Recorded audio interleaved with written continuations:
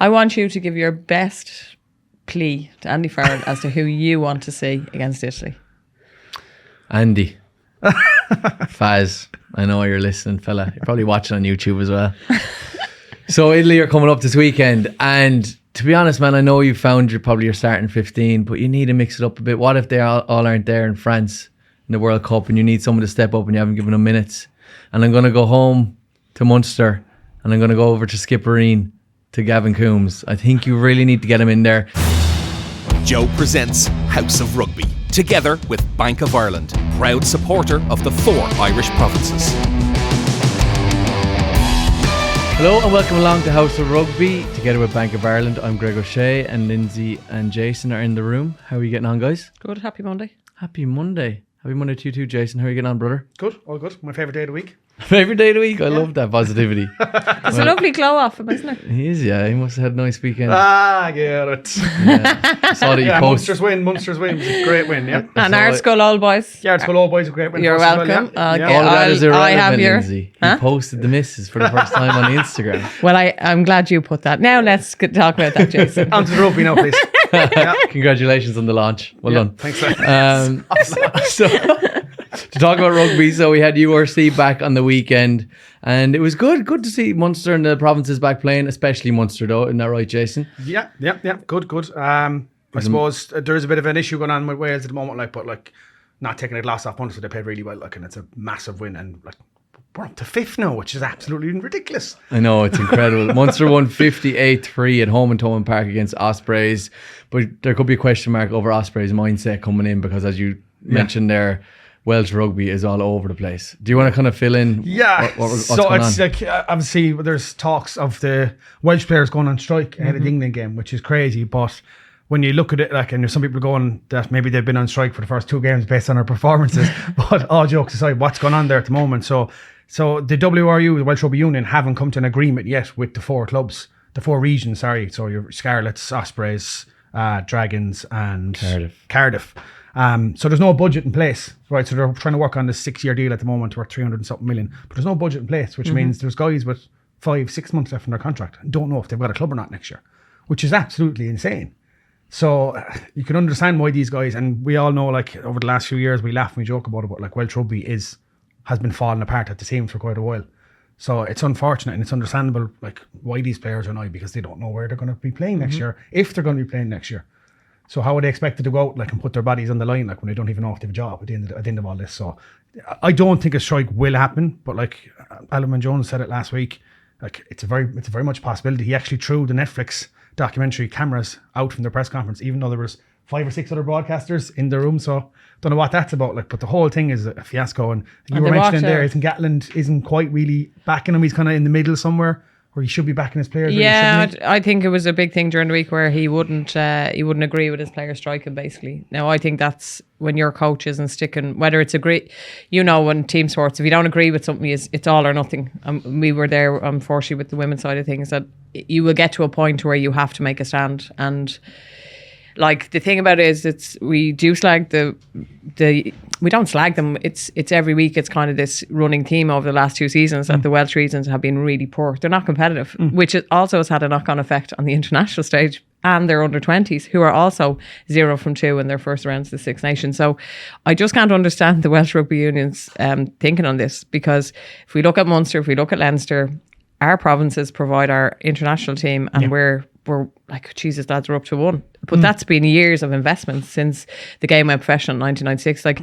Even if Wales sort this out, the Welsh Rugby Union sort this out, they're years behind of getting anywhere they need to be. Do you know? So I don't want to see a strike. No one wants to see it. But at the end of the day, I think Welsh Rugby are in the media over the last number of years, whether it's the provinces or the union themselves, for all the wrong reasons. And I think they just need to get the checkbooks out and put some investment into there, because it's embarrassing for them now at this stage, considering a country who is richly, their DNA is rugby. You know, that's their... It's the number 1 sport in Wales, isn't it? Yeah, it is. So, I mean, It's very sad to see. All right, there's even more issues than just this player contracts. There's governmental issues in the Wales Rugby Union with like misogyny claims and this, sexual harassment claims and things like that. So it's just all falling apart there. And I listened to interviews with Wayne Pivac. Obviously, he was the coach and he's been around the Wales Rugby for 9 years. And then Bernard Jackman was over there with the Dragons for a while, and they're just saying that this has always been an issue. The clubs in the regions have always been all over the place, but it's just because the international team was so good.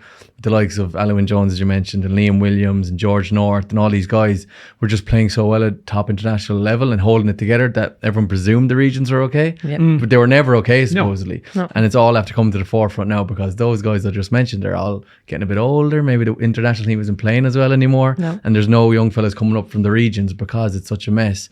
But I think, as you're saying there, Jason, that they're threatening to go on strike for the Six Nations game this weekend against England, which is going to have such a ripple effect across the whole union, like, because that's going to take millions away from the Welsh Rugby Union, bringing in money, even like restaurants and stadiums and drinks and food, everything. It's going to completely mess it all up. And like if they do strike, that means crazy to think it's like if that happens. Like, I mean, where does that leave us? Like, if they do go on strike, like, has this ever happened? That this is unprecedented where a game hasn't gone ahead in the Six Nations for that kind of. What happens there? Do England get the results because Welsh players didn't show up?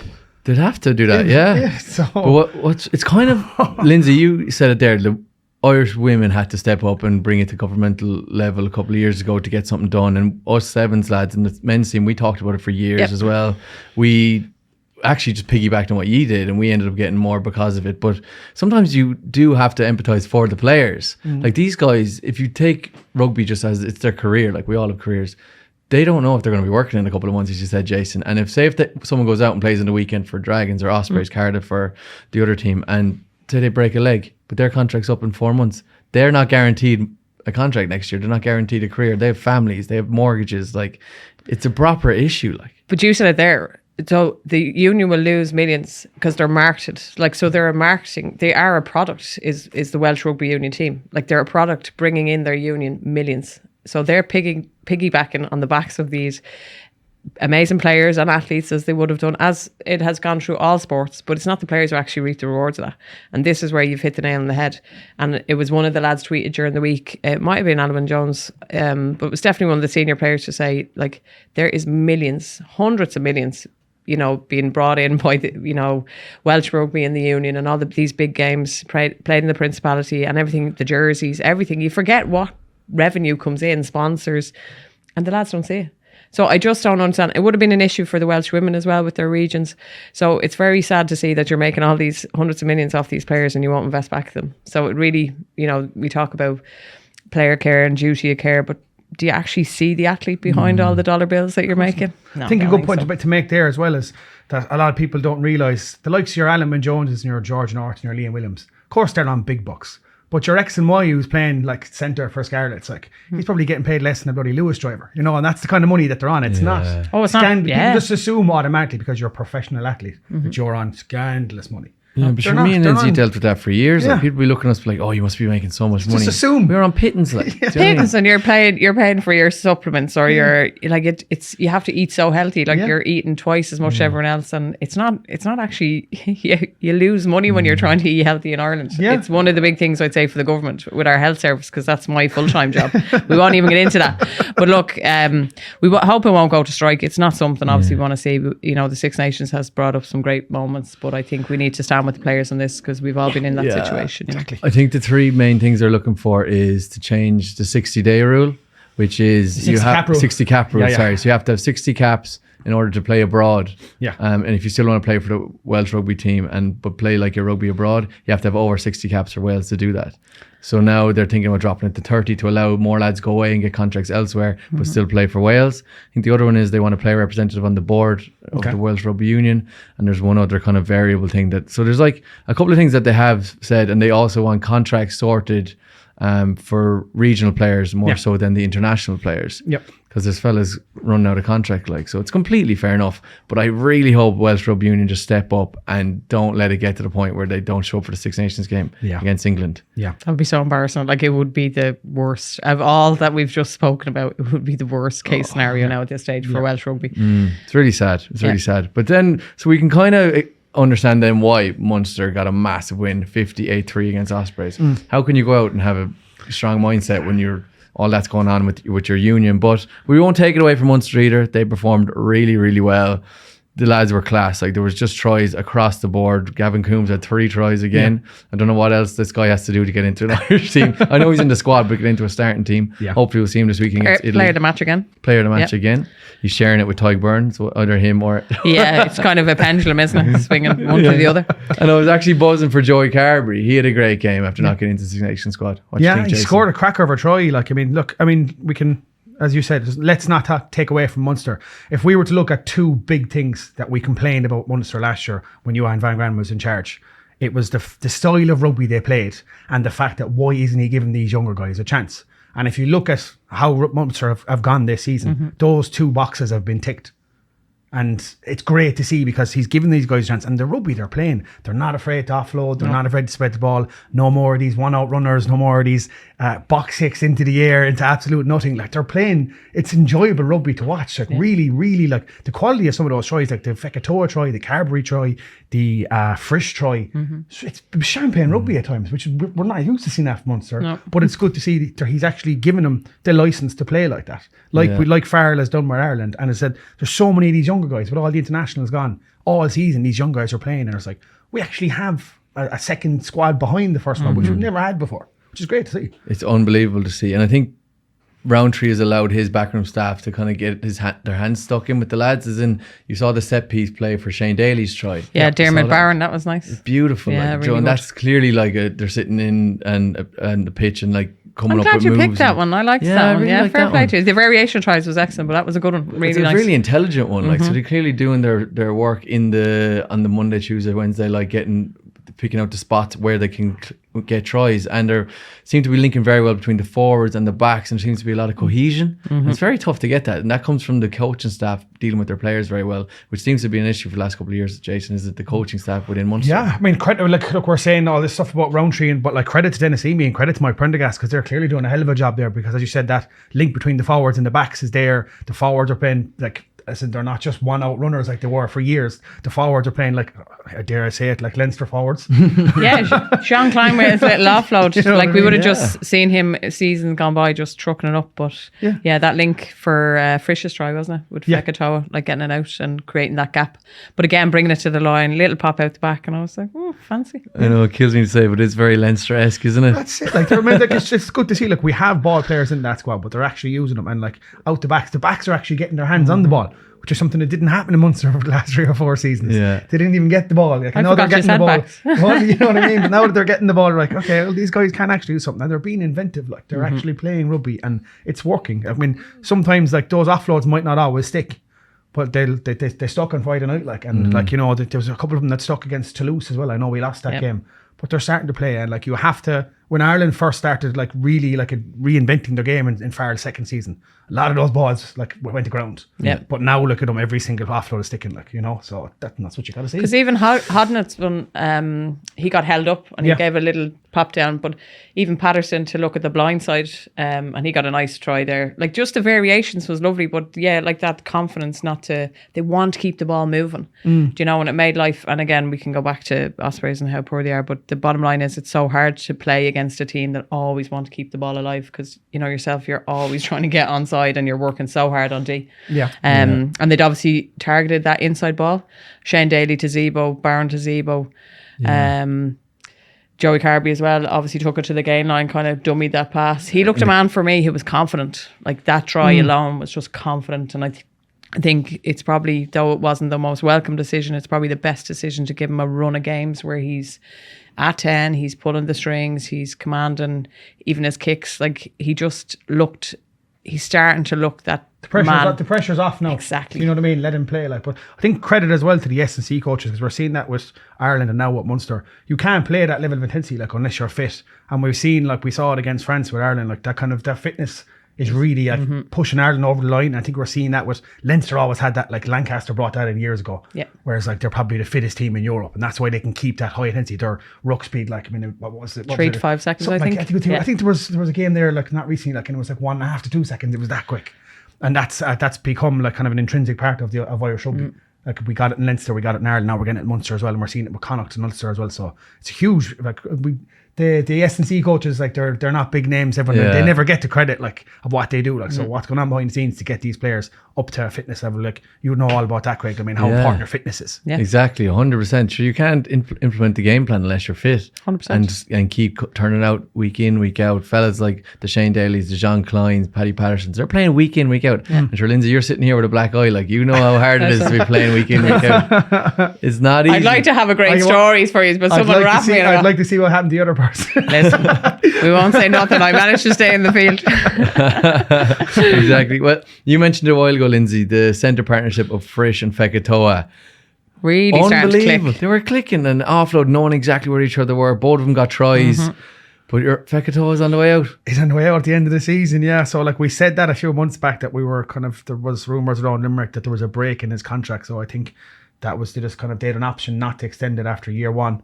But they're after bringing this guy in, Alex Nankivelli. So he's a chief centre. Is he 26? I think he is. So this guy, we might recognise him when you see him from over here. He played against Ireland In the summer Maoris, for the Maoris, and he also played for New Zealand XV against the Barbarians. So I'll be honest, I don't know much about this guy, but just like, based on reading comments on social media from New Zealanders, a lot of them I think are surprised that he's coming over because they're like, they think he was close enough to the All Blacks.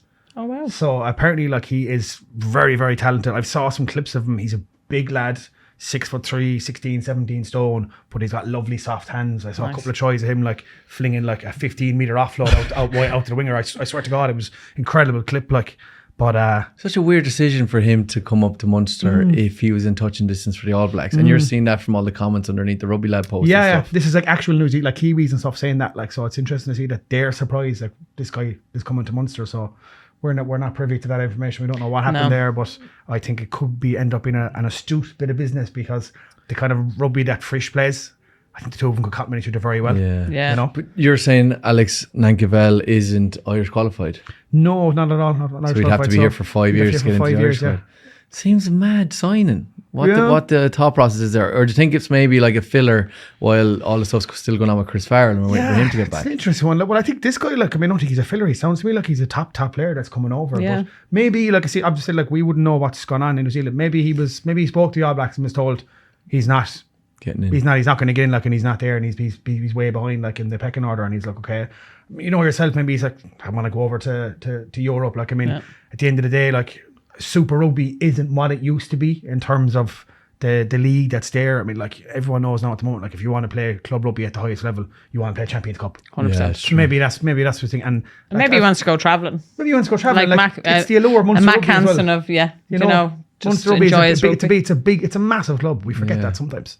That's true. And coming to the beautiful Limerick, like, where else would you rather live in the world? You know what I mean? Like, Do you know what? I've been waiting for this day where it's just like Munster, and I love it. It's just two happy little men now this morning. Two happy men is right. We'll move on to your lovely Leinster now, but I just Finally want to give a little tip of the hat to Mr. Simon Zebo, back starting on the wing, getting a try, doing his celebrations. He looked happy, didn't he? I'll strap into the camera and tell you what, I need to practice that. I was like, He's a born performer, that fella. that fella, listen. Yeah, no, great. Delighted to see him back, and hopefully he can get a run injury free. Exactly. That's great. another big thing you were saying about the SNCs. There's been very few major, other than obviously Tadhg Beirne, we wish a speedy recovery, but there's been very few injuries for Munster. I think RG is supposed to be due back in the next couple of weeks as well. Simon, so that would be absolutely GGs are going to be obnoxious now, lads, if he's getting a good run of the cup and everything. We're after losing Tadhg Beirne now for possibly like 12 weeks. Like, I so, know. I mean, of all players, like, there's only like 3 Munster players in the Irish team, and we had Did to he lose break one of his them, didn't leg? we? It's an ankle problem, so it's like The up to 12 syndesmosis, weeks. is it? You know, Yeah. they didn't say it, but I think he has to get. He's he out has to for get 12 surgery, weeks, did he? which would seem like it's Syndesmosis. an ankle problem, 12 weeks, yeah. so that's a huge go for us. Like, But, like, you know what?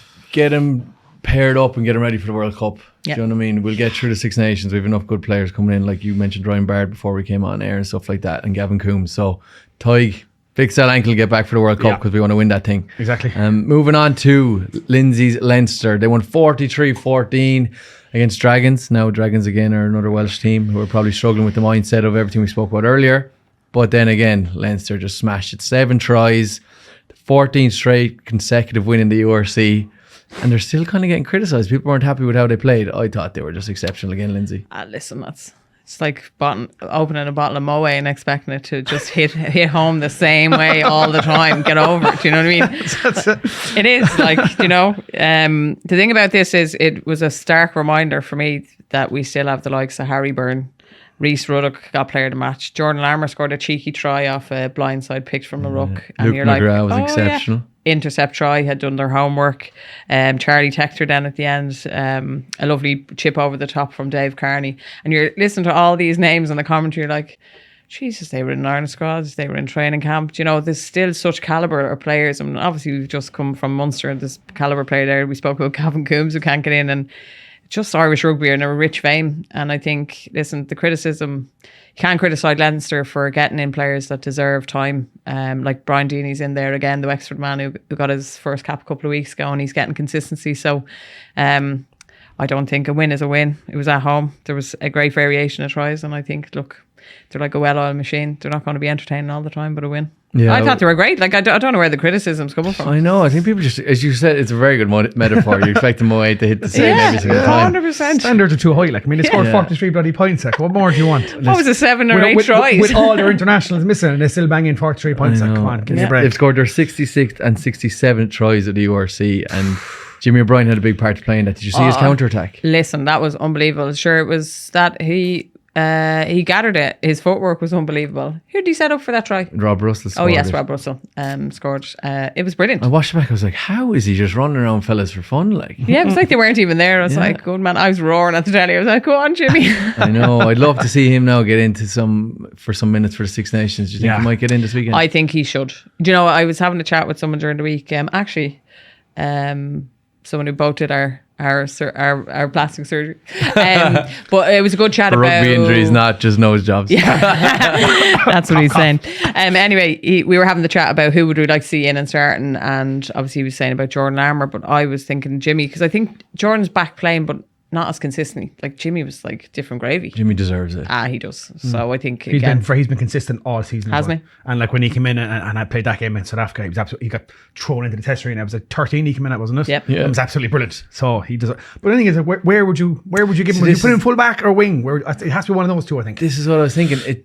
Jimmy's so lovely, he'd never even say it. He probably doesn't even think it. But James Lowe is just taking his position because James Lowe has that left boot. Yeah. Jimmy has a left boot. They're both electric. They're both strong.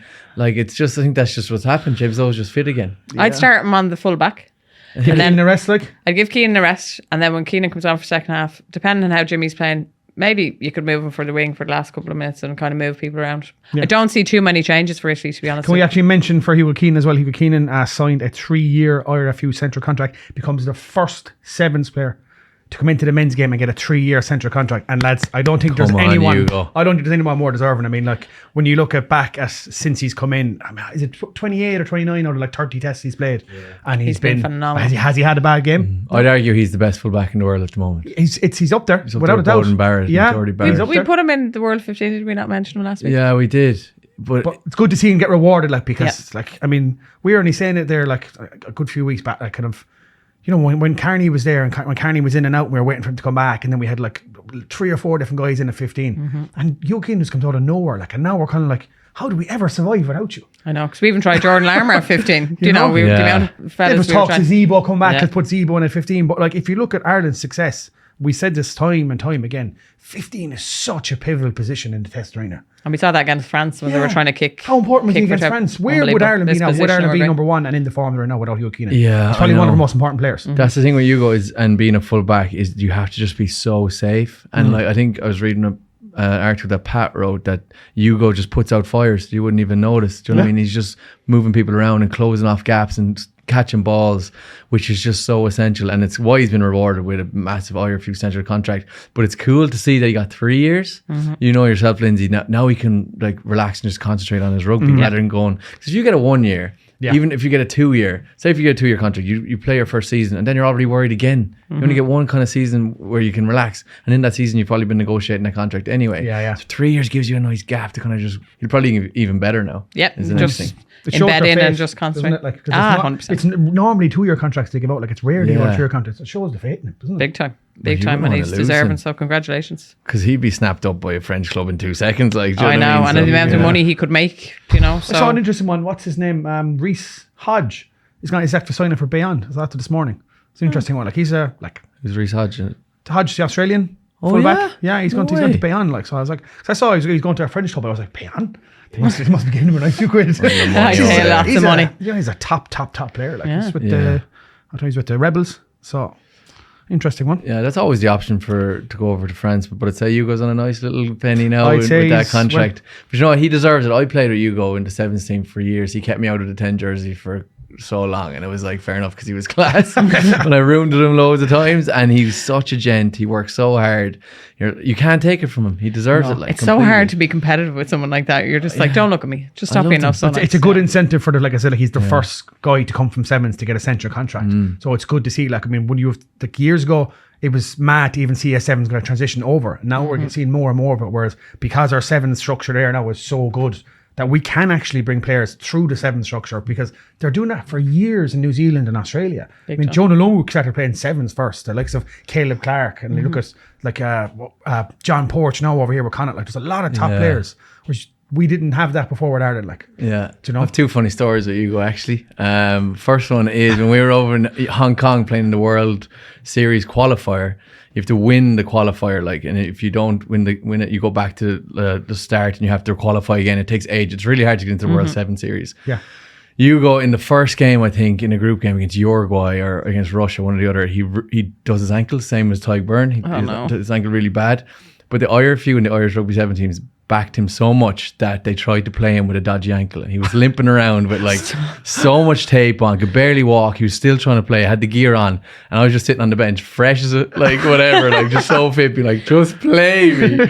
So eventually they just gave in and put me on. I ended up actually playing really well, scoring a try in the final and stuff, but they were just pushing Hugo so much. That's how good a player he is. Like, do you know what I mean? And then the other story I have with him is, so when I went into a little show called Love Island, I was rooming with... You on that?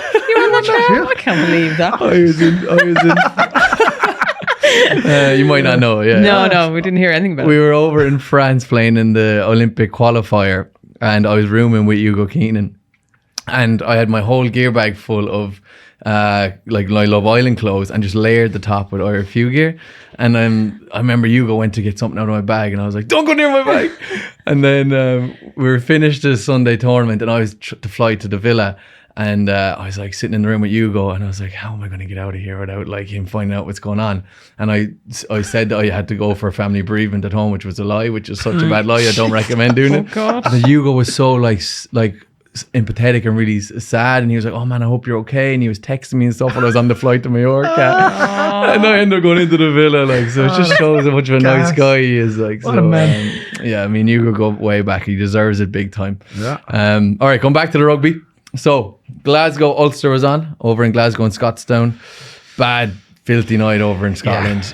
Rain. It always wind. is in Scotland. Yeah, it was. 17-11, Glasgow won. It was a decent enough game. Kind of boring though. Lots of mauls and stuff. Asher was like five apiece, was it, at half time? Like it was kind of, Ulster had the better the first half, but to be honest, it was Glasgow who kind of killed them on their set piece. They did a nice couple of lineouts, and Dempsey scored one where they kind of hit the middle and changed the point to contact to the front, so there was no Ulster players, and he just kind of came through. So yeah, I think Glasgow were deserving at the end. They kind of bullied Ulster, which was surprising, but they got the bonus point, the losing bonus points. So I think they're Yeah, they okay. got a couple of like maul tries. You said Jack Dempsey, Fraser Brown got a try Fraser as Brown, well. yeah. So it's kind of they played the conditions, got their few set piece tries, and Glasgow are in fourth and Ulster in third. So they closed that gap there, which is a good win for Ulster, or good win for Glasgow, and then Munster in behind them in fifth. So it's going to be a little fight there for fourth place between the three of those teams. Yeah, we were saying that as well, that we've got Munster have got Scarlets next, and then after that they've got Glasgow at home. So there's a nice little battle going to go on there now to see who's going to get that third, fourth, fifth kind of spot. Like, as we know, like top four is into the knockouts. So it'll be an interesting battle. I'm not sure who Ulster are playing next, but I'm not sure either, but there's an a interesting nice little little battle there to finish off the second half of the season, isn't there, in the URC. Now, Connacht were also in action over in Zebra, and they won 57-34. They were running away with the game for a while, and then Zebra, as they always do, kind of came back with 3 second half tries. I watched the game and it was quite boring again, just a load of maul tries from Connacht, but then again, that's just the way it has to be to win a game sometimes. Oh no, I thought it was a terrible game. Like it was like they were cruising, and then it was like 72 minutes on the clock, and it was 38-34. I was like, what happened here? And like, to be honest, Connacht were kind of like, oh, let's just tick this box and get out of here. That's the vibe I was getting off them, to be honest, even though they scored a load of tries. But look, it's a good win for them. I think they've put a bit of consistency now together with their wins, so it'll bode well now. Just it's kind of one of Zebra's just one of those teams, just go over, get it done and get back out. Yeah, it is. It's kind of like a job done. But Connacht are up to 8th now after 4 wins in their last 5 games in all competitions. And there was a couple of moments of brilliance. Tiernan O'Halloran showed his experience doing a quick line out.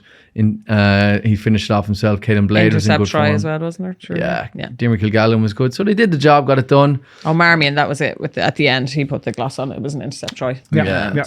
Yeah, nothing too much more to say about that, Jason, is there? No. So it's just good to see 4 Irish sides up into the top 8 now. Like, so we think we didn't foresee this a few weeks back. So yeah, it's good. Exactly. And everything's going up Ireland at the moment, really, isn't it? Isn't it? Well, yeah, I was going to also say that. Like, the provinces are flying it. Obviously, Ulster lost in the weekend, but they're still in really good form. The third in the URC. No, Vermeulen, and I think just sometimes when their big Irish players are gone into camp, you know, you need Vermeulen. They're still third, like. 100%. Like, again, I think we're just a bit like Leinster. We're expecting, you know, the Moe to hit the same way, you know, for Ulster. But I think they're in a good position and they'll put a run of games together. I'm not worried about them. I saw Donal Lennon talking about the difference between Welsh Rugby Union and Irish Rugby Union, and he's saying that Ireland is so easily separated into 4 provinces, obviously geographically, which makes people so supportive of their home province, but it's just made the Irish view, it's really easy to kind of run the whole system. Where in Wales, you said at the start of the podcast, they just kind of amalgamated different cities and different counties and regions, and it just wasn't a natural makeup. And I think that's where the kind of epicenter of the issue is. It wasn't a Scarlett and Osprey to try to merge them recently, like, and it was a PVAC was saying that he thought that was going ahead and thought it was a good idea, but like, you can't just do that. Like, that's, I mean, when you look at it, like, take a step back and be a fan and go, imagine someone turn on and go, yeah, we're merging Munster, merging with Leinster. It's just, you know, it'd be absolute uproar. You know what I mean? Like, and it might have made a good business decision years ago, like, but if you did it now with the fans are like, oh, I'm not supporting them. I support Munster. Oh, I'm not supporting them. I support Leinster. Yeah. Exactly. So it always comes back to it's a tricky fans. one, like. But it just shows the provinces are flying it, and that's why Ireland are number 1 in the world, and they're doing so well. And long may it continue. Long may it continue yes, into the World Cup in France this year. Elsewhere in the league, Stormers beat Bulls 23-19 to stay second in the table. And the URC's flying it, but it's on a break next week because the Six Nations is back. Mm-hmm. So do we want to kind of jump into the Six Nations, Ireland versus Italy? Yes, we do. What do we think do we think there's going to be a complete overhaul, or is Andy Farrell going to stick with what has been tried and tested? I don't see, same as what we said last week, I don't see a complete overhaul, but there'll certainly be changes. Mm-hmm. Where, I don't know. Obviously, we know Tadhg Beirne is gone, so we're looking at, will it be Henderson coming in there, or as you said, like, hopefully Baird will be in there. I'm not sure, to be honest with me. What do you think? I would like to, Bard wasn't in the Leinster squad, and then I didn't see him at camp, so I'm not sure there's an injury there. And then I'd like to see Bard or Joe McCarthy in there and just put a bit of inexperience in. But then Gavin Coombs absolutely deserves a nod. But then where do you put him in an absolute world-class back row? Give old Peat a rest or something. I think, give Peat a rest. And do you move Doris to 6 and play Coombs at 8, or do you put Coombs at 6? If I was going to give Coombs a run at rugby at international rugby, I'd give him a run at 8. That's his better position. And I think Doris is just Doris. You could put Doris in like at 15 if you want to do it. Like, still probably get man of the match. True. I don't think it makes a difference, but to give Coombs a fair chance, put him in his best position. So throw him at 8. If you're feeling that there's not going to be many changes, that they might just stick with the top squad. I mean, like, at the end of the day, it's Italy over in Rome, and it's not the Italy of old. We've seen Italy in the first 2 games. They should have beaten France, and they gave England a good run for their money. So it's not a gimme. I'm sure Ireland will win, but you can't just go. Yeah, there can't be too many changes, I'd say. And that's the vibe I'm kind of getting with who we released back to their provinces, who we kept in camp. He kept all his big boys. Yeah, he kept all his big boys. So I don't see many changes. Obviously, Beirne is a forced one, but I don't think Henderson's done enough to come in there. That's why I'd like to see one of the younger lads come in there. It's an easy one to do. 100%. Yeah, and we said we'd like Jimmy to get in there. The back three, I think he deserves it. Crowley to get a few minutes at 10, if not start, because Ross Byrne should probably get the start, and the Crowley. I think Byrne should get the start to build, because he came on and did so well the last day against France. So I think he deserves some consistency, but I would like to see Crowley come in. Yeah, I would he like to needs see some him. minutes. Like, no point having him in training for the whole thing and not give him a few No, minutes. and he wasn't released back, which is a good sign. Do you know? Yeah. So I don't see Johnny. We don't need I Johnny. don't. Yeah, Johnny doesn't need to play this game. Please He do really not doesn't. include And Johnny. he picked up an injury in the In the France France game, game. like Yeah. so he put a bit of a knock. Like I mean, look, Johnny is 37, whatever it is now. Like I mean, Ross Byrne showed coming off the bench like that he's well able to handle it. And Crowley, as we've seen in the past against Australia, starting for Johnny, you have 2 10s there that need. I mean, if you can't throw them in against Italy, like, and give them, like, no offense to Italy, like, I mean, when are you ever going to trust them? Do you know? Yeah, They'd be and I well think able so. for the job, yeah, 100%. And I actually read the other day, I presume this is common knowledge, but I didn't know it. Johnny Sexton's the oldest Six Nations player ever. He's Yeah, like- I saw that, and I wasn't. I was kind I of. a bit think like, I was oh, once really? there.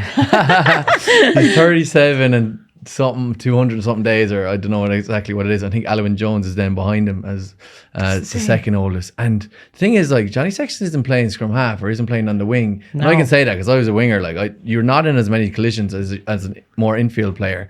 And Johnny Sexton's taking massive hits off flankers and stuff, and he's still going. Like, Especially his style of rugby, he plays so flat, like he plays so hard to the line that he gets smashed. Like I was shocked, like 'cause I was thinking of like someone like Simon Shaw, who was like 39 playing for the Lions, but he wasn't playing for England, so he probably played his last Six Nations game at like 35 or something. So for him to be playing like at 10 at that age, at the high, like what about his break against France? I was in my head, and Peter Mahoney is absolutely gas and trying to keep up on him. I was like, this lad is quick. Oh, it's nuts. Yeah. Like, I actually met Johnny in the gym. He was there doing a bit of recovery, and I brought that up. I was like, "Man, I didn't know you had the toe, like a bit of gas." And he started How do you take laughing. that? And he started laughing. He goes, "You look fast when everyone else is tired." So he wouldn't even take the compliment. He thought he's like, everyone else was wrecked, and he just had a bit of energy. He said at the time, but he started the game. It was 60 minutes in or something. Yeah. So, or a bit And earlier. than that. aging like a fine wine, Johnny is, huh? The funniest thing is, like, when he started sprinting and he was moving quick, my first initial thought was, please don't pop a hamstring. Yeah, I was waiting for him to like seize up or just like slowly run out of energy, but he didn't. He did, and he got the pass away. He's just Really good pass into the gap where Doris was going, not even to Doris' hand. I was like, you're smart. There's a reason why he was World Player of the Year nominated again. Top stuff, Johnny. We love you, fella. Keep it up. So Pat had a little nice idea, talking point for us. He wants to know, and we'll start with Lindsay, your favourite player growing up, and then after that, the biggest influence on your sporting life. So it could be the same player, or same person.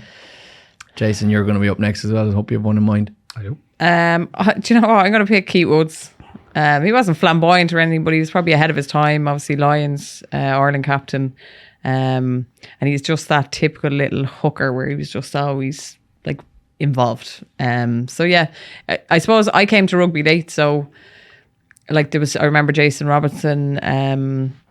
What's Gabby Logan? What's his first name? For Scotland, he was the out half, Kenny Logan. So I'm showing my age now. I'm like, really, that's Jesus Christ. But like, it was always Six Nations time was exciting, even though my house wasn't necessarily a rugby house. And obviously, my dad has 3 girls, but we'd always watch it, and they were kind of the players that stood out for me.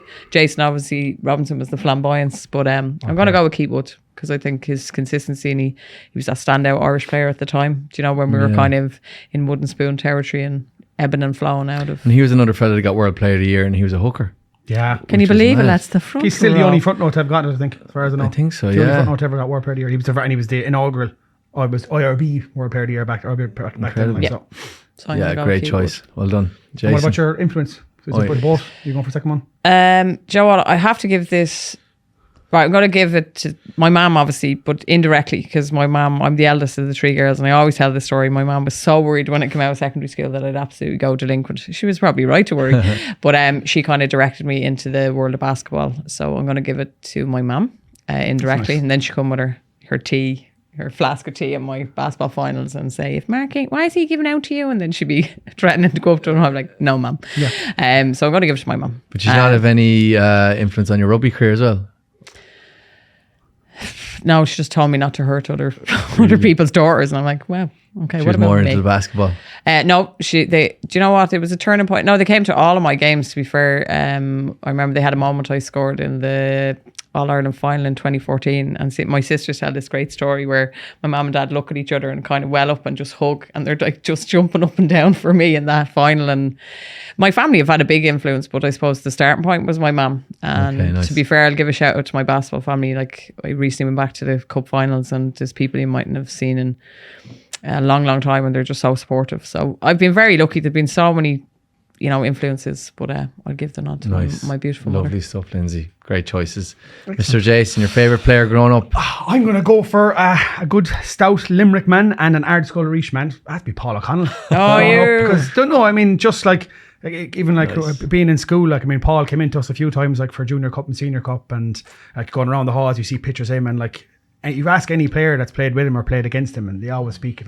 To me, it was amazing to have someone who's probably one of the most famous and one of the most respected rugby players in the history of the sport to come out of Limerick. And he's such a humble, such a nice man, just a gentle giant. Lions captain as well. Lions captain in 2009. Probably one of the best players. And even now, look at the difference he's made to the Ireland team as coming in as a coach. So it's brilliant. But sport and life, obviously, I didn't play rugby at the level he played at a provincial international level. So I was more on the other side of things. I was involved in the media. So for me, when I started Rugby Lad back in 2012 now, so we're looking at 10 years ago was when I got into it. And for me, and a lot of people might not be aware of this, so in 2013, there was remember Brian O'Driscoll was dropped by Gatland. And remember, there was a huge campaign called Justice for Bod, and it went national. I actually created that page and created that campaign because I was always enamoured with Brian O'Driscoll. So he was the guy that, I suppose, I look back at him, he was the guy that I was always geez, I'd love someday to meet Brian O'Driscoll. And thankfully I've had the opportunity to interview him several times since. But he also launched my career because that's where I got it all from. Was from people getting behind Brian O'Driscoll in that Leinster. So he's probably been a big influence on my career. Nice. Yeah, that's lovely. They're very good ones in fairness to you. But as you said, me and Lindsay were played representative rugby, but you're nearly more involved in rugby from the grassroots level. You've created your own club down in Limerick, Ard Scoil Old Boys. Yeah. Tell us about that. Creating your own club is huge. Yeah, it's kind of a mad one. So it was always something that myself and a few of the lads used to say. It was two lads, Barry Sheehan and Jerome Moore, be the two main guys that started it off. But years ago, it was more kind of pub talk. It's we should start to set up a club because there's a lot of guys that we know who have played rugby at a high level, AIL or whatnot, but because of commitments with their careers, commitments with their families, that they couldn't really keep playing because they wanted to keep playing with their friends and their family and stuff like that. But so what we did is we looked into this 4 years ago, and then we started going hard at it, and we got approved, and we're the first new club in Munster in over 40 years. Wow. We won a trophy in our first year, and we've a training base in Dublin. We've got a training base in Limerick. We've got, I think it's around 65 players signed up for us. We've regularly got 20 guys training up and down. So That's incredible. I said we won a trophy in our first year, won a trophy in our second year, and we're in our fourth year now. And we got to this first time getting to the semi-final of the league. Nice. So we're hoping, and that would be all 3 trophies you could possibly win if we can win that this year in our first 4 years. So that's what we're hoping to do, hopefully. But nice. No, it's a good thing. Like I said, there's a lot of guys that are, you'll know yourself, people because of their commitments for family and work, that stop playing sport, stop playing rugby when they can, and we're giving these guys an opportunity to play again, and we're enjoying it. And we're all friends. Our committee is made up of 30-year-old guys, so it's hilarious. To me and yours, we made friends with you on the Insta, so I was checking you out over the weekend. Excellent. So now you have a new supporter as well. Thank you very much. It's incredible. Yep. I can only imagine the loops you have to jump through to create a rugby team. It's not easy, no. It's not easy. Fair play to you, lad. It's not easy. You're what keeps rugby going in the grassroots level. So well done, fella. I think that's unbelievable, and it's up there with playing representative for your rugby or for your country because you're keeping fellas playing. That's what matters. So well done. Tell us your one, so you got to go. My favourite player growing up, Lindsay actually name dropped him a while ago, Jason Robinson. Oh, nice. Just because he'd beat you in a phone booth. And I'll always remember his try for the Lions in the first couple of minutes of the game against Australia. And he just stepped your man in no space, went around the corner. And it was just his feet and his power and explosiveness was just incredible. And I actually was lucky enough, I met him last summer and I went drinking with him over in Silverstone F1. He was at the same event. Good crack. And nice. We just clicked straight away and we were just on the points together. And have you more funny stories for us? none that are suitable for the podcast. But he got on the bus with us. He wasn't supposed to go back with us. He got on the bus with us and we were down the back just ripping the piss and drinking and chanting. Brilliant. And I was just completely fangirling him. Just doing that with Jason Robinson. And he's such a nice guy as well. No aura about him. So he was my favourite player growing up. Class. That was really cool. biggest influence on my sporting life, similar enough to Lindsay, I would have to say my father, if I was to pick one in that kind of sense, where and it's only now when I'm older and looking back, like he used to like fly all over the place for work and he had a company, he'd run his company. Then he'd come back, train my school team like on a Tuesday, Thursday, and then he'd go working again. He'd come back and train my club team on a Sunday. Sometimes I wouldn't even be training, he'd still be out there, like, and he'd be driving me all around the place, never complaining. So like without him, I 100% wouldn't have played with Munster or with the Irish Sevens team and being Olympian. So him in that sense. But if I had to pick like a sporting figure, it would probably be Felix Jones. Okay. Which is kind of a weird one. But I picked Felix Jones because when he was playing at 15 for Munster and I was in the academy for Munster, I'd ask him for like tips and like little extra sessions and stuff, and he'd always make time for me. And he'd be playing Heineken Cup games and I'd just be a young little academy lad, and he'd go kicking with me, he'd go passing with me, he'd do video analysis, and I never saw someone work harder. If you were in it like early, you think, oh, I'm one of the first ones in now. You went to the video room, who's only in there? Felix Jones, or like, it's just incredible. And even I remember one time he brought me over to his house in Limerick and gave me all his old gear and stuff, and it was just class. really cool as a young fella coming up. Like, so look at where he is now. Like, I mean, he's one of the most respected rugby brains in the sport at the moment. Like, he's over like with the box. Like, he's got a World Cup medal. Like, I mean, there isn't a club in the world that wouldn't take Felix Jones on it, because his analysis is supposed to be like second to none. Yeah, he's a man that like he was a decent player, but his work ethic is what got him to the top. Like, and he's in the world champions now, backroom staff at the moment. So Felix Jones, you're a top lad. Well done, fella. So we're looking ahead to the rest of the Six Nations games. We already talked about Italy and Ireland. Wales, England, we spoke about that a bit as well. Asterisks beside that. If it does go ahead. Double asterisk. To be confirmed. Fingers crossed it does go ahead. If it does, kind of the talking point is that Marcus Smith seemed to have been dropped by Steve Bortwick. Or do you think it was just for one game? What do we think? It's an interesting one. Yeah, like myself and Pat were only saying it before that, and we were kind of like, hey, before that game going, what's going to happen? Like, and I was saying straight away, I was like, well, you definitely shouldn't be dropping Marcus Smith, because he's very much the future of England rugby. So it's a surprising one, like, but I mean, we said that last week. They weren't fantastic. Nope. They weren't fantastic in that second game. So I'd be more inclined to bring Marcus Smith back in, like, but obviously, like, he's a new coach in there. He's trying new combinations and whatnot, like, but. And he has to use these games. So I think we were always going to we alluded to that Steve Bortwick needed to tactically use these games to try and, like you said, put his combinations together, get some young lads some game, like, test experience at international level.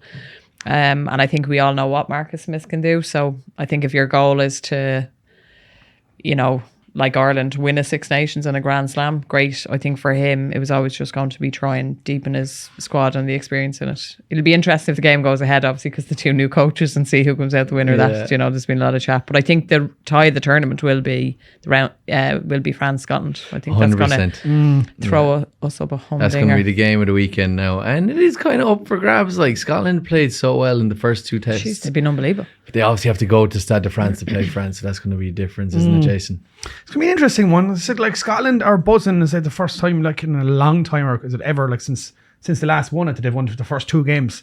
So Scotland are going to come in humming, come into this game. France are coming on the back of a defeat to Ireland and, like, nearly losing to Italy. So, like, France aren't exactly, maybe they're not the powerhouse that we thought they were. Like, maybe I'm not trying to ruin that, but I mean, it depends on what way France react to the Ireland game. Like, do you mean, are they going to come out? Are they going to be absolutely bullying and come out and smash Scotland? Or are they going to be like French teams of old and the heads drop? And Scotland are playing really good rugby at the moment. Like, that game could go either way. I know. Part of me wants Scotland to win, but then I don't want them to come in on the back of a three wins, like, and then there are potential banana skin away to Murrayfield. Like, then you're kind of tactically like, who are we supporting here? Yeah, and Scotland are in our group for the World Cup as well. Yeah, so I'm kind of like, in the back of my head, I'm like, they're going really well, guys, and that could be an issue for us, because we often have to play South Africa in the World Cup pool stages as well.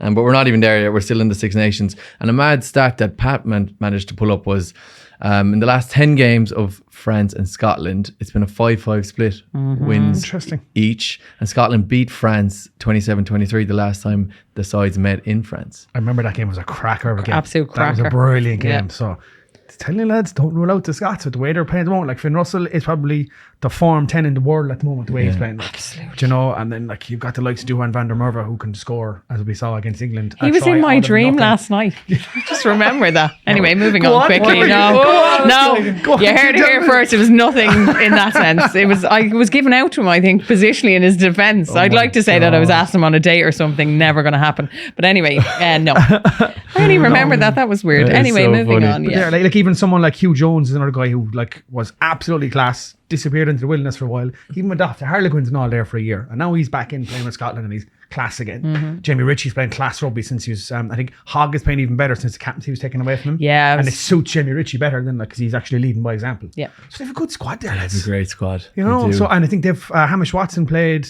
was it 40 minutes at the weekend, wasn't it? Yeah. So there's a line to come back in. Like we know, like Hamish, like, I'm one of all the players like outside of Ireland. I absolutely love Hamish Watson. It was like everything to love about him. He went, what did he go there? That record where he went something like how many games in a row he go without missing a tackle? It was something scandalous like that. But he is a warrior and he's such a good 7. Will he be back in? He won't be back in. We played 40 minutes over the weekend, like so. I mean, he'd probably be on the bench. Like, if he's fit and ready, you bring him onto the bench. It's Hamish Watson. But imagine Watson, Fagerson at 8, and then Jimmy Ritchie in 6. At 6, like the 2 back row battles then for Ireland Scotland would be good. No, and then obviously the battles of the 10s, the battles of the fullbacks. You know, there's some nice, juicy head-to-head. Well, it doesn't look like Ben Healy will be playing because he's playing for Munster on the weekend. So Hastings will probably be in again on the bench. Finn Russell will be playing. That's what you'd presume just off the base of that. But we'll see. That's going to be the game of the weekend for sure. Absolutely. Tuning into France Scotland. So we're going to do our never stop competing moment of the week together with Bank of Ireland. And there was a lot of kind of suggestions thrown in, but we're going to go with Gareth Davies' try. He got gifted a little 5-pointer from Fekitoa. Did you see it? Yeah. Fekitoa ran 40 yards in. He's in the try line and he gave it to Gareth Davies just to dot down. It's typical Fijian. If you watch the Fijian rugby sevens guys, they always do it. They'd be all looking for tries and running over to each other, handing it over and stuff. So it looks like, what are you doing? What are you stopping for? And then So gift wrap try for Gareth Davies. So our never stop competing moment of the week goes to Fekitoa and Davies for that beautiful little gift. And you have one you want to add it in. If it's okay, throw in a big shout out to Catherine Dane. Catherine is coming back from a pretty serious injury. She had a bleed, kind of stroke, and she was very lucky to be training in the IRFU in the sense that the medical staff were there. So we wish Catherine a speedy recovery. She came out during the week and kind of publicly outlined exactly what happened and just to say that she'd be the biggest supporter for now. But so we just wish Catherine a speedy recovery and just acknowledge her bravery to just come out and be honest. And obviously it's a difficult time for her, but she's an absolute doll and we wish her a speedy recovery. So.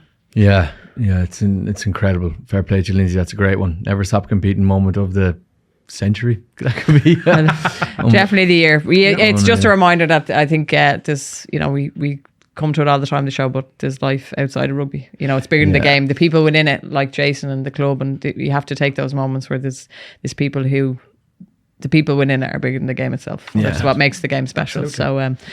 So, big love to Catherine and anyone else who's out there recovering from injuries. We look forward to seeing her back in the pitch. Yes, well said. So, breaking news. Pat has just told us that Peter O'Mahony has been awarded a 1-year IRFU contract extension, taking him to the end of the 2023-24 season. So, man, to keep going, Jason. To deserve, look, you were only saying it there, before the Six Nations. He's aging like another guy who's aging like a fine wine. He's playing some of his best rugby this year. So, I just think I think this might not be his last contract. No, I think he could get another one after. He'll go past the World Cup. If he keeps going the way he's going, it's like, what age is Peter now? Is he 34, 35? I'm not exactly sure. He's definitely mid-30s. I think he's about 34. So I still think there's time. Plenty left in peace. And he's competitive. He'll want to be the oldest man in the Six Nations after Johnny. So watch this space. That's true. And when you look around at the quality of back rows that we have in Leinster and Munster at the moment, and the fact that he's still there on that in that 6 jersey, and he was ruled out. People said he was finished 3 or 4 years ago. I know. Do you know what I mean? And he just keeps coming back stronger and better every time. It's like. Well, Lindsay says it a couple of times in the podcast that he just brings that leadership level that is just unmatched. Yeah, and his line out ability, and especially when he gets the green jersey on, he just comes alive, doesn't he? Yeah, and having obviously been a lifter and a line out, it's so hard. You watch the line out callers, and it is a talent in itself to not succumb to the pressure, and you're looking at gaps, and all the calls are going through your head, and he just seems to pick the right call all the time, and he's always calm. He's calm, but he's not calm. Do you know what I mean? He's like calm, but brings the fight to everyone else. And I think he's exceptional. I think it's the case of maybe, like you said there with Stuart Hogg, I think the pressure is off him now to be this born leader. He's just naturally can play his game because there's so many experienced and talented players around P. O'Mahony. And I think he thrives on the competitiveness of a lot of things, but he seems to be thriving, so long may it continue. I think he's the last, well, he comes from that kind of era of the Paul O'Connells and whatnot, where he's a real, like, he's so proud to play for Munster and so proud to play for Ireland. Like, it means so much to him. Like, he literally would die for Ireland. He would die for Munster. And you saw like his emotion in that New Zealand game over the summer, like how much it meant to him. For sure, even the anthems at the French game. Yeah. As well, eyes closed. Himself and Johnny were nearly crying singing the anthem against France. That's good to see. You need that. Beautiful.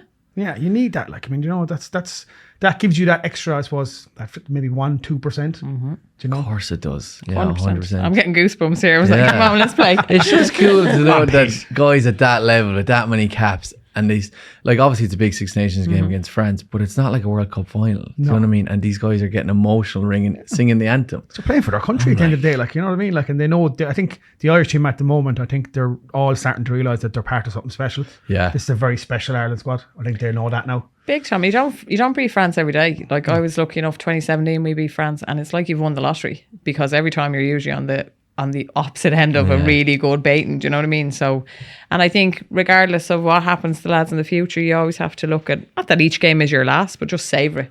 You kind of change your mindset towards the end, that you just have to enjoy your rugby. And I think they're just enjoying their rugby and trying to get as much of it as they can before maybe the boots. I think we're guilty as people, like, just even as Irish people or just people in general, we're guilty of, no matter what it is, whether it's a life moment or a sporting moment, you look forward to these moments, but you don't appreciate them and don't take a step back and go, oh my God, I'm here. Yeah. And you kind of need to do that sometimes. I think that's what they did. They kind of took a step back. It's like, hold on a second, this is probably like Johnny's second last game. That's why he got so emotional. I'm singing a national anthem. I'm playing France in the Six Nations, playing for my country. I haven't played so many times. It's like second last game in the Aviva for Ireland. That's what you mean? For Johnny, like, so Johnny's not going to play another game in the Aviva. He's got England and that's it. Because he's not going to play another Six Nations. So that's probably Johnny's second. The Eagle game is probably going to be Johnny's last game in the Aviva for Ireland. Oh God, I just had a little moment. moment. Think about it, because he's after there'll be, unless we've got some warm-up games maybe. But like, that's not going to be proper competitive, an actual game. Competitive. His last Six Nations game in Dublin will be against England, more than likely. Like. He's wrapping in bubble wrap until then, so I'll make sure he plays. Jeez, Ireland's going to shut itself down if all goes to plan by that weekend. I saw someone saying it recently. I remember when we had O2 sponsoring us and they had that big, massive, blown up Brian O'Driscoll balloon. I wonder, will Johnny get one off Vodafone, will he? Hopefully. Vodafone, get your Johnny balloon ready. Like, oh, that came out wrong, didn't it? Yeah. Johnny balloon. Yeah, no, forget about that. Okay. That's a perfect time to wrap this podcast up. Great stuff, Jason. Well done. But always be protected. Always. Always. No, there was a good chat, guys. We got through a lot of stuff there. Well done. Now, I think we've one thing to finish on. Andy Farrell, are you going to, have we to do this? We're going to do it. Oh, you make your pitches, yeah. Yeah. I want you to give your best plea to Andy Farrell as to who you want to see against Italy. Andy. Faz, I know you're listening, fella. You're probably watching on YouTube as well. So Italy are coming up this weekend, and to be honest, man, I know you found your starting 15, but you need to mix it up a bit. What if they all aren't there in France in the World Cup, and you need someone to step up and you haven't given them minutes? And I'm going to go home to Munster, and I'm going to go over to Skippereen to Gavin Coombs. I think you really need to get him in there. He's scoring tries for fun. He's scoring more tries than backs. He's offloading, he's assisting. There's not much more he can do for you. I know you love the Leinster back rows. We all get it. They're good-looking lads. They sell it to the media very well, but you need a bit of Munster heart in there. So put Gavler in. You can play him in the back row. You can play him in the second row because Tadhg Beirne's out. It's an easy choice. Make the right choice. Andy, love you, bud. Lindsay, you're up next. Hard act to follow. Just about to say it. Let me just spatter my eyelids. Andy Farrell, I'm not as good looking as Greg O'Shea, but I can offer so much more. We'll talk privately outside this. Anyway, my plea is this. Your beard is lovely. You've done exceptionally well since you've taken over the Irish team. You make very few mistakes, but you'd be making a mistake if you didn't put Ryan Bard in second row instead of Tadhg Beirne. He's athletic. He's a man monster. He's another option for you in the line out. He plays back row. He's an engine on him. He's good hands. He knows his game. He'll work hard. He'll do his job. But he's not Gavin Coombs. He mightn't be Gavin Coombs, but he's a Leinster man, and we know how much you love Leinster and how much they taste like Moe when they play.